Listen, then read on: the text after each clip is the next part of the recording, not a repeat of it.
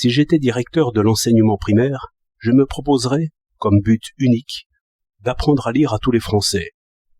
Disons aussi à écrire et à compter, mais cela va tout seul. Et j'ai bien connu des gens qui ne savaient pas lire et qui comptaient fort bien. La véritable difficulté, c'est d'apprendre à lire. Quant aux leçons de physique, de chimie, d'histoire ou de morale, je les considère comme tout à fait ridicules, si elles ne mettent point d'abord en état de lire la physique, la chimie, l'histoire et la morale. Je dis lire des yeux. Cela définit pour moi une époque de l'humanité, dans laquelle nous entrons à peine. Écouter, réciter et même lire tout haut, c'est une discipline d'esprit encore barbare, parfaitement représentée par la messe et le sermon. On a disserté assez sur les discussions, toujours inutiles, si souvent nuisibles, mais sans aller à la vraie raison, qui est que nous soutenons alors nos opinions sans aucune métaphore, par une action physique continuelle. Écouter, c'est toujours courir, sans jamais pouvoir revenir. Ou bien il faut alors retenir, apprendre, donc répéter. Le mécanisme s'organise. L'habitude nous prend. Dès que nous tenons une opinion, elle nous tient. Oui, dès qu'une opinion a pour nous de la consistance, elle a de la force aussi. Nous la formulons malgré nous. Mais c'est trop peu dire.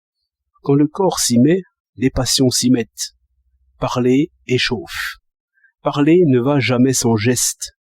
Et, surtout, dès qu'il faut donner un peu de voix et surmonter le plus léger tumulte, cela ne va pas sans colère.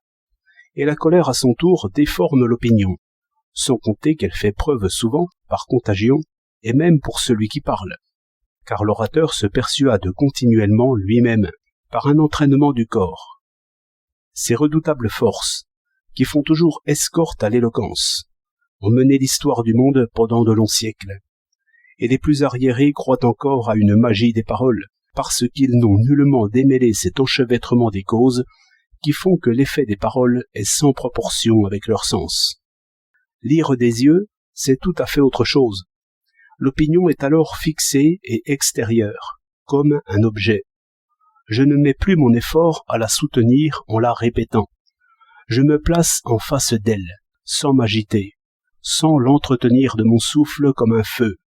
Je la considère plusieurs fois, dans toutes ses parties, sans cette inquiétude de l'homme qui suit son propre discours, ou le discours d'autrui. Je la laisse, je la reprends, je la prends, elle ne me prend pas. Cette fonction d'arbitre, même à l'égard de ma propre pensée, je l'exerce d'abord comme comptable, ou comme algébriste, ou comme géomètre. Ma pensée est objet, elle est devant moi, je l'essaie et je l'éprouve, et encore mieux 8 jours après, je la retrouve telle que je l'ai laissée. Or, toute pensée doit subir cette épreuve, c'est par les yeux qu'il faut penser, non par les oreilles. Il faut donc former l'enfant à cette lecture par les yeux. C'est dire qu'il faut viser d'abord la lecture courante et la dépasser. Or, nos écoliers ânonnent. Ils écoutent et récitent mieux qu'ils ne lisent. Ainsi, les longues oreilles du bonnet d'âne signifient plus qu'on ne veut.